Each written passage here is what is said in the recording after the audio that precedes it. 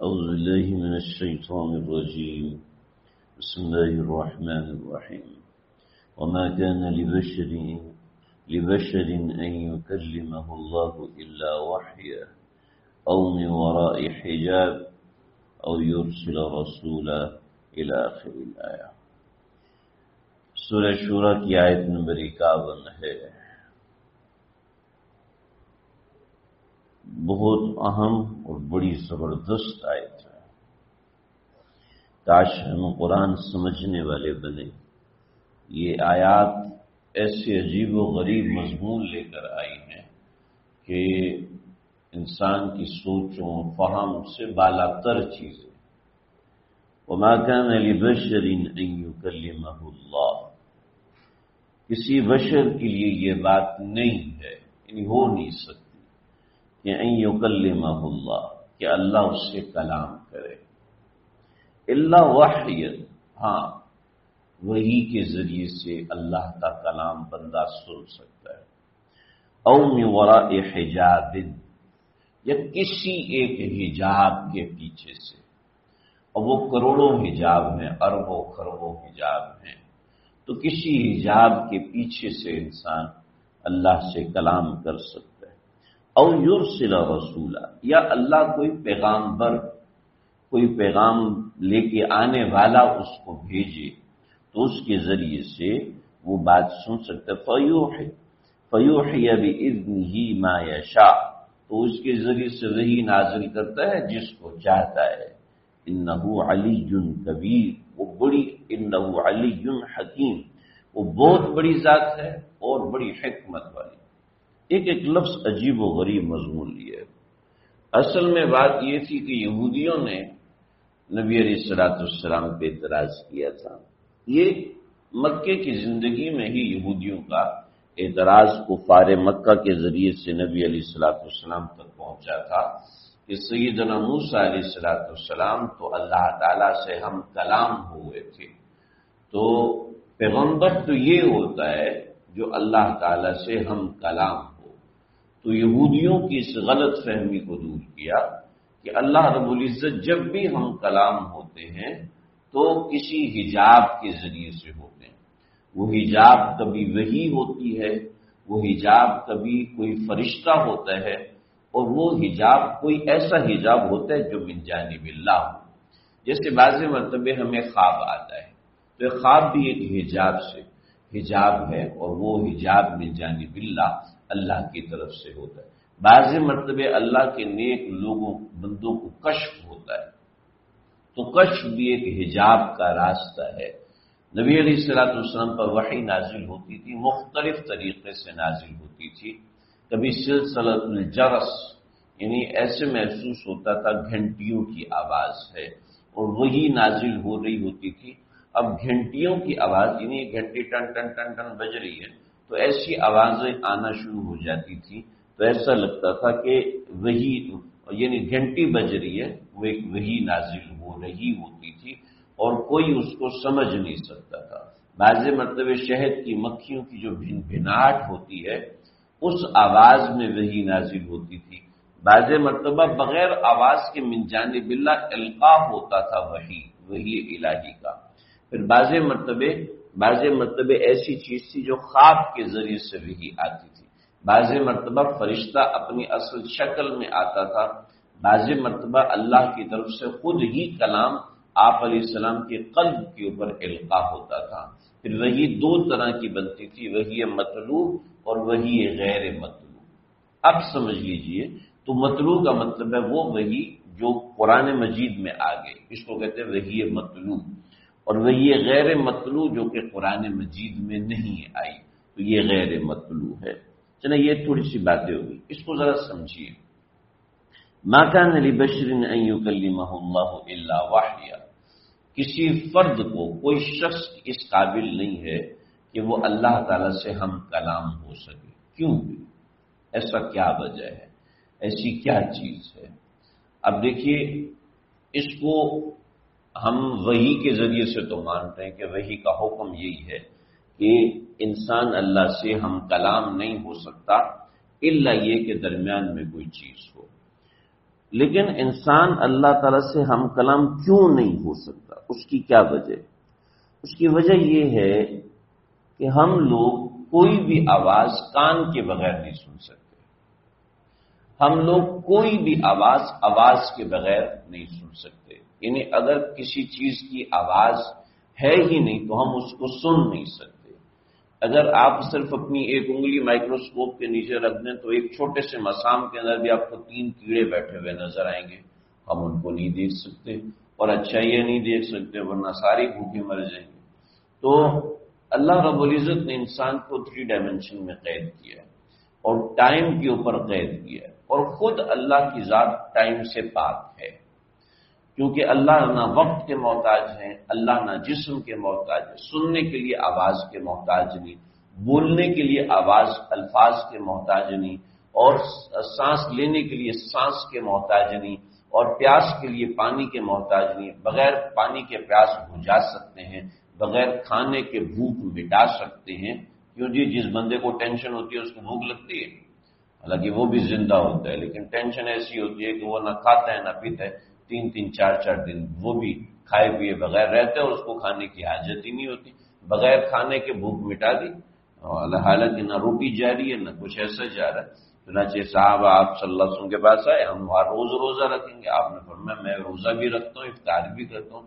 کہ یا رسول اللہ آپ تو اللہ تعالیٰ کے بخشائے ہیں، آپ تو ایسا کریں، ہم تو بخشائے نہیں ہیں، لہذا ہم تو روزہ رکھیں گے. آپ نے فرمایا کہ مجھے رزق دیا جاتا ہے اللہ کی طرف سے، مجھے رزق دیا جاتا ہے بغیر کھائے بغیر پیے. چنانچہ اللہ رب العزت ٹائم لمٹ سے پاک ہے، اللہ رب العزت ڈائمنشن سے پاک ہے. انسان ڈائمنشن کا محتاج ہے، انسان رہنے کا محتاج ہے، جسم کا محتاج ہے. چنانچہ کپڑے پہننے کے لیے ہم جسم کے محتاج ہیں، انجوائے کرنے کے لیے ہم اس جسم کے محتاج ہیں. اس کے بغیر ہم لطف اندوز انجوائے نہیں کر سکتے، ہم اس جسم کے محتاج ہیں. کھانے کا ٹیسٹ لینا ہے اس کے لیے ہم جسم کے محتاج ہیں. کوئی اچھی بات سننی ہے، نعت سننی ہے، نظم سننی ہے، کوئی اچھا سننے کا جی چاہ رہا ہے اس کے لیے ہم کان کے محتاج ہیں. اظہار معافی ضمیر کرنا ہے اس کے لیے ہم زبان کے محتاج ہیں. ایک بالکل محتاج اور ایک وہ ذات جو کہ محتاجگی کے بغیر رہتی ہے.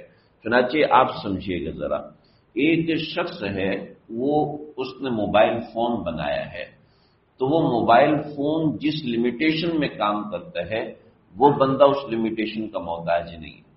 ٹھیک، موبائل فون جس لمیٹیشن میں چلتا ہے آدمی اس لمیٹیشن کا محتاج نہیں ہے، بلکہ وہ لمیٹیشن سے بیونڈ کرتا ہے. چنانچہ آدمی اور موبائل فون کبھی بھی کمپیٹیبل نہیں ہو سکتے. آدمی نے گھر بنایا، ٹھیک ہے، تو گھر جو ہے وہ زمین پر گڑے گا اور اس کی بنیادیں ہوں گی اور بنیادوں کے بعد چھت بنے گا. اب کوئی بندہ کہ تم نے چھت بنا کے تم کہاں ہو، تمہارا چھت کیوں نہیں ہے؟ اور بھائی میں کوئی گھر تو نہیں ہوں. نہیں، تم نے جب گھر بنایا تو تمہارا بھی تو چھت ہونا چاہیے. بھی تم نے گھر بنایا تو تمہارے بھی تو پلر کہاں ہیں، تمہارے پلر کہاں ہیں؟ بھائی اپنے پلر دکھاؤ. تو ہم یہ کہیں گے کہ بھائی گھر ہوتا ہے اور بندہ ہوتا ہے. اللہ کرے بات سمجھ میں آ جائے. انسان ہوتا ہے، خالق ہوتا ہے. لہذا دونوں میں کسی درجے کی کوئی کمپیٹیبلٹی نہیں ہے کہ بھئی کوئی ایک دوسرے کے مثل قرار دیا جائے. لہذا یہ سوال کرنا کہ بندہ اللہ سے بات کیوں نہیں کر سکتا، یہ بالکل وہی سوال ہے جیسے ہم کہتے ہیں عقل بڑی ہے بھینس. اب عقل بڑی ہے بھینس، اس کا کوئی جواب نہیں. وجہ اس کی کیا ہے؟ عقل اور بھینس میں کوئی کمپیٹیبلٹی نہیں ہے. عقل اور چیز ہے، بھینس اور چیز ہے. میں کہوں کہ کٹا بڑا یا بھینس بڑی ہے تو پھر کہا جائے گا سوال ہے. میں کہوں بھائی یہ انسان زیادہ عقل مند ہے یا یہ انسان زیادہ عقل مند ہے، پھر یہ سوال بنتا ہے. عقل بڑی یا بھینس، یہ تو کوئی سوال ہی نہیں ہے، کیونکہ سوال میں کمپیٹیبلٹی ہونا ضروری ہے. جب کبھی میں زیادہ خوبصورت ہوں یا یہ ممبر زیادہ خوبصورت ہے، بھائی تیرا اور ممبر کا کیا مقابلہ ہے؟ بھائی ممبر اپنی جگہ خوبصورت ہے، آپ انسان آپ اپنی جگہ پر خوبصورت ہو. تو جب بات اور تقابل ہوتا ہے تو کمپیٹیبلٹی دیکھی جاتی ہے. ایسے ہی انسان اور خالق میں کوئی کمپیٹیبلٹی نہیں، کوئی برابری نہیں. جب برابری نہیں ہے تو آپس میں کانٹیکٹ بنانے کے لیے کسی واسطے کی ضرورت ہے. وہ کہ اللہ بغیر واسطے کے بھی کر سکتا ہے، لیکن اللہ نے دنیا کو دارالاسباب بنایا۔ حضرت عیسیٰ علیہ السلام آسمان سے نازل ہوں گے، فرشتوں کے پروں پر آئیں گے، لیکن جب دمشق کے جامع مسجد کے مینار پہ آئے ہوں گے تو کہیں گے سیڑھی لگاؤ، میں سیڑھی سے نیچے آؤں گا۔ چنانچہ سیڑھی لگائی جائے گی، اس سیڑھی سے حضرت عیسیٰ علیہ السلام نیچے زمین پہ تشریف لائیں گے۔ تو کیا ہے، فقہاء نے جواب دیا ہے جب آسمان سے نیچے آ رہے تھے تو اس صورت میں وہ عالم اسباب سے بالا تر تھے، جب زمین پہ آ گئے اب وہ بھی اسباب کے تابع ہو گئے۔ چنانچہ نبی علیہ السلام نے اللہ رب العزت سے بغیر کسی حجاب کے ہم کلام ہوئے ہیں معجزاتی طور پر، ورنہ جو بھی اللہ کا پیغمبر علیہ السلام یا کسی بھی پیغمبر سے کلام ہے وہ کسی واسطے کے ذریعے سے ہوتا ہے۔ چنانچہ اللہ ہم سے کلام کرتا ہے قرآن مجید کے واسطے سے، اللہ ہم سے کلام کرتا ہے حدیث پاک کے واسطے سے، اللہ ہم سے کلام کرتا ہے تو یہ اللہ کے نبی کے اقوال اور افعال کے ذریعے سے کلام کرتا ہے۔ براہ راست اللہ کسی کو حکم نہیں دیتا، براہ راست اللہ کسی کو بیان چیزیں نہیں کرتا۔ اب ان میں بعضی چیزیں حجت ہوتی ہیں، بعضی چیزیں حجت نہیں ہیں۔ معین الدین چشتی اجمیری رحمۃ اللہ علیہ قوالی کرتے تھے، یہ جو موجودہ قوالی ہے یہ والی قوالی نہیں، وہ اس زمانے کی قوالی اور طریقے، بڑا تفصیلی واقعہ ہے۔ یعنی اس میں ایسا نہیں تھا کہ کوئی موسیقی ہوتی تھی، ہارمونیم بجایا جاتا تھا، ایسا کچھ نہیں۔ معین الدین چشتی اجمیری رحمۃ اللہ، مفتی عبد الغفار یہ وہاں پر جاتے اور کہتے کہ چشتی صاحب خبردار یہ نہیں کرو، خبردار یہ نہیں کرو۔ ایک مرتبہ خیمے اکھیڑے، جب خیمے اکھیڑے تو معین الدین چشتی اجمیری کہنے لگے ارے میاں کیوں توڑ رہو؟ کہا یہ بدعت ہے۔ کہا نہیں بدعت نہیں، آؤ تمہیں پوچھواتا ہوں، اور پکڑا اور مفتی صاحب کو لے کے بیٹھ گئے، مراقب کروایا تو مراقبے میں نبی علیہ السلام سامنے آئے اور کہا کہ ہاں مفتی کیوں صوفی کو تنگ کرتے ہو، کرنے دو اس کو جو کرتا ہے۔ جب مراقبے سے ہٹے تو کہا کہ خواب اور کشف اور الہام یہ حجت نہیں ہوتا، اور شریعت مطہرہ حجت ہے، لہذا میں آپ کی چیزیں توڑوں گا، یہ بدعت ہے، اس کو ختم کروں گا۔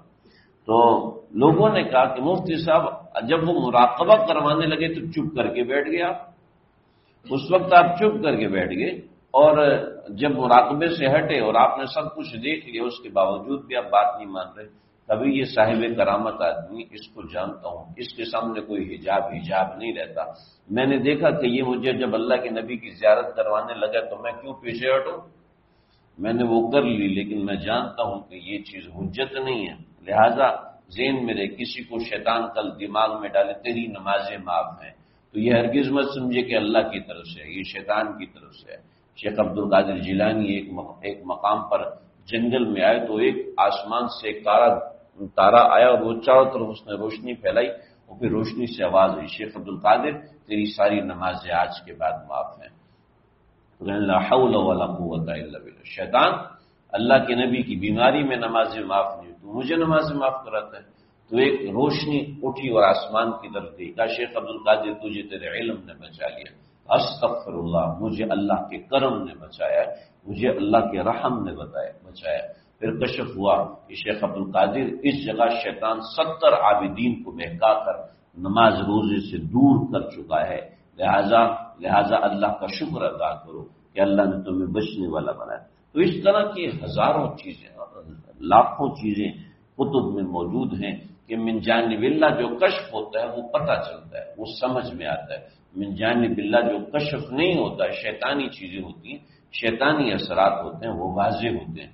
چنانچہ ہمارے اکابرین میں سے بزرگ ہیں، غالباً مولانا خلیل احمد سہارنپوری صاحب کے بڑے مشائخ میں سے، مجھے اس وقت نام بھول گیا، تو ان کے زمانے میں ایک ہندو پنڈت تھا، اس نے کہا میں توجہ کرتا ہوں اور پانی بن جاتا ہوں، تمہارا کوئی مولوی ایسا ہو جو میرے مقابلے میں آئے۔ تو یہ کہنے لگے کہ میں نے اللہ سے دعا کی کہ میں آتا ہوں، ارواح ثلاثہ میں قصہ لکھا ہے۔ تو کہنے لگے کہ نہیں، میں مقابلہ ایسے نہیں کروں گا، بلکہ جس جگہ میں پانی بنوں گا اس جگہ سفید کپڑا ڈالوں گا، جس جگہ تم پانی بنو گے اس جگہ تم سفید کپڑا ڈالو گے۔ چنانچہ دونوں نے توجہ کی، ہندو پنڈت بھی پانی بن گیا اور یہ بھی پانی بن گیا۔ جب دوبارہ ہوش میں آئے تو پانی اپنی اصلی حالت میں انسان آئے تو دیکھا تو اس ہندو کے کپڑے میں سے بدبو آ رہی تھی اور ان کے کپڑے میں سے خوشبو آ رہی تھی۔ کہا کہ بھی یہ کیا ہے؟ کہ یہ ہے کہ اس نے جادو اور کرامت کے ذریعے سے نظر بندی کی ہے، اور اس نے جادو کے ذریعے سے نظر بندی کی ہے، میں نے اللہ کی توجہ اور دعا کے ذریعے سے ایک کرامت حاصل کی ہے، لہذا اس کے اندر بدعت اور کفر کا کوئی شائبہ نہیں، اور اس کے اندر کفر کی واضح دلائل موجود ہیں کہ بالکل واضح طور پر یہ کفر ہے۔ ایسے شیخ سعید رحمۃ اللہ تعالی علیہ کو عالمگیر کے زمانے میں کسی نے چیلنج کیا، ہندو پنڈت آئے کہ میں اڑ کے دکھاؤں گا، آپ شیخ سعید سے کہیں کہ وہ اڑ کے دکھائے، ورنہ آپ کو ہندو مذہب قبول کرنا پڑے گا۔ چنانچہ یہ روئے، اللہ سے مانگا، جب روئے اور اللہ سے مانگا تو ہندو پنڈت اڑا ہے۔ جب اڑ کے گیا تو انہوں نے کہا اڑنا کون سی کرامت، یہ تو مکھی بھی اڑ سکتی ہے، لیکن پھر بھی یہ انسان اڑ رہا ہے تو چلو اپنے جوتے سے کہا اس کو مارتے ہوئے نیچے لے کر آؤ، تو جوتا اڑا اور ان کو مارتے ہوئے نیچے لے کر آیا۔ تو اگر من جانب اللہ کسی کے قلب میں کوئی چیز ایسی آ رہی ہے کہ مجھے اللہ کی طرف سے ہے، تو اس کو دیکھیں شریعت کے بیونڈ ہے یا شریعت کی حدود کے اندر ہے یا نہیں۔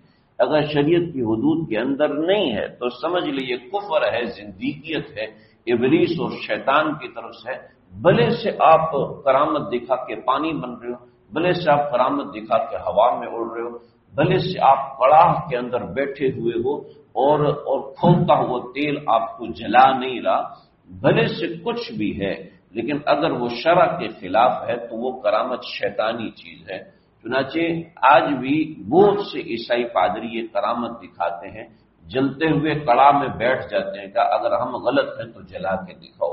یہ جلانا بنانا کچھ نہیں ہوتا، یہ تو شیطانی کرامت ہوتی ہے کہ شیطان کا ایک جادو ہوتا ہے کہ جس کی وجہ سے یہ سب چل رہا ہوتا ہے۔ چنانچہ کوئی کتنا بھی صاحب کرامت ہے، اگر تو شرع کے مطابق ہے تب ٹھیک ہے، اگر شرع کے مطابق نہیں، قرآن اور حدیث کے مطابق نہیں ہے تو بھلے سے وہ اڑ کے دکھا رہا ہے یا کبوتر بن کے دکھا رہا ہے، وہ بالکل غلط ہے۔ ان آیات کی روح سے یہ بات واضح ہے۔ اللہ تعالیٰ مجھے آپ کو سمجھنے